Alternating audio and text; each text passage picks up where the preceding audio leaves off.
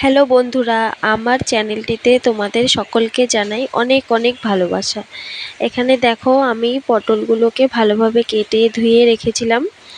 কড়াইয়ের মধ্যে নুন হলুদ দিয়ে পটলগুলোকে ঢেকে ঢেকে ভালোভাবে ভেজে নেব। আর এইদিকে আমি টক দইয়ের ব্যাটারটা তৈরি করে নেব। টক দইয়ের মধ্যে দিয়ে দেব একটু নুন, হলুদ, 1 চামচ মতো লঙ্কার গুঁড়ো আর 1/2 চামচ চিনি। চিনিটা কিন্তু আমাকে স্বাদের জন্য পরে আবার দিতে হয়েছে, তোমরা দেখো তো, আর তোমাদের স্বাদ অনুযায়ী তোমরা দেবে আর কি। আর অন্যদিকে আমি পটলের ঢাকনাটা তুলে আবার একটু নেড়েচেড়ে ভালোভাবে ভেজে নিচ্ছি। আর আমি কিন্তু একটু শিলনোড়াতে কালো সর্ষে, সাদা সর্ষে আর কটি কাঁচা লঙ্কা ভালোভাবে বেটে নিয়েছিলাম, সেটা তোমাদের দেখাইনি, বলে রাখলাম।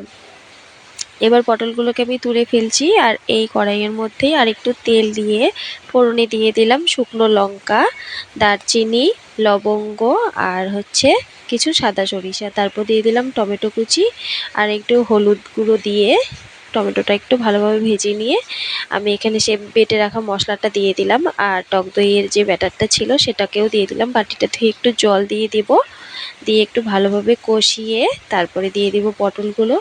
আর ঢেকে ঢেকে এই পুরো ভালোভাবে পটলগুলোকে কষিয়ে কষিয়ে রান্না করব।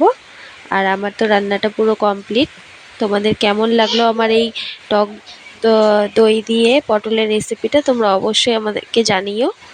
আর নেক্সট ভিডিও দেখার জন্য